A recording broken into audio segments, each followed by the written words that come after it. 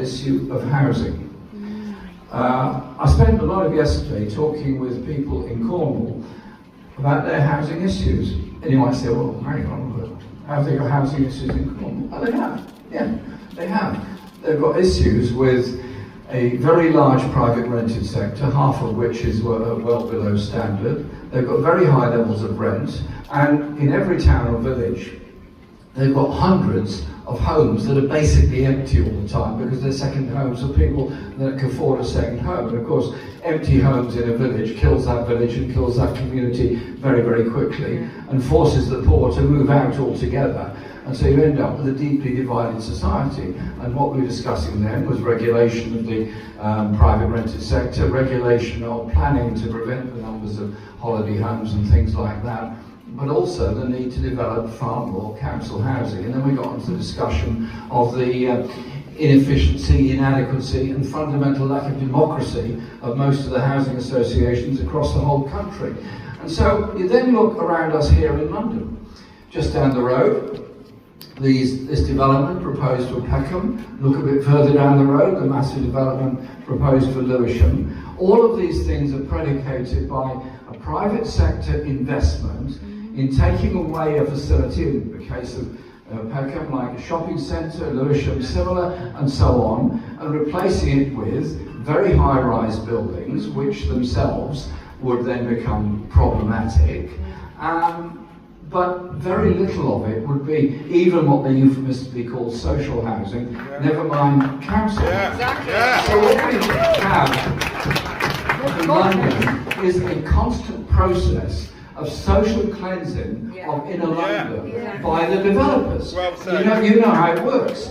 Developers find a site, just for argument's sake, because the numbers are easy that way, a site in which you can build 100 properties. The council comes along and says, well, we'd like them to be, could you make half of them affordable? No way. We can't possibly develop it with that number. Well, 40%? Oh, God, you're hard. Well, yeah, we'll have them for, we'll have those for real rent. And then the council then says, well, how many for social rent, council housing rent levels? And you usually end up with less than 30%. And Sadiq Khan is now proposing to reduce the social housing element to less than 20%. So it's as if London is just in the thrall of the property developers and the biggest businesses. What is wrong with London government and central government? They can't simply say to the construction companies, we want there to be a very large number of council housings being built. We will pay you to build them, but we don't need your advice on what the content of those areas should be. It's for us to deal with the issue of the housing crisis and the shortage that exists all across London and all the other big cities. So let's be proud of council housing and make sure that we build a lot more of it.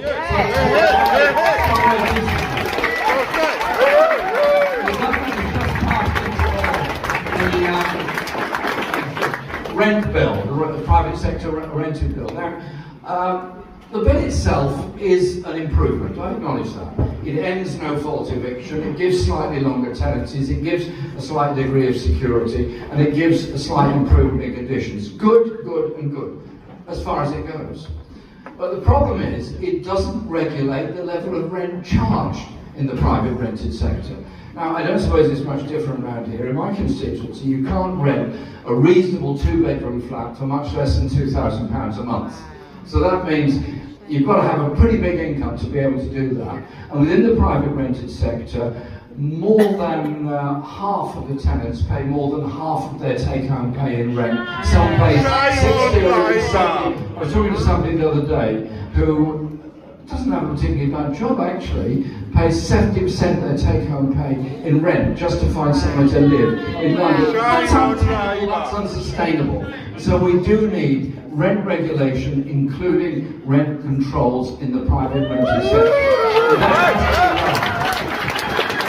And we need to do far more to support the people that are rough sleeping homeless, where, yes, things have gone wrong in their lives. Yes, things do go wrong in people's lives.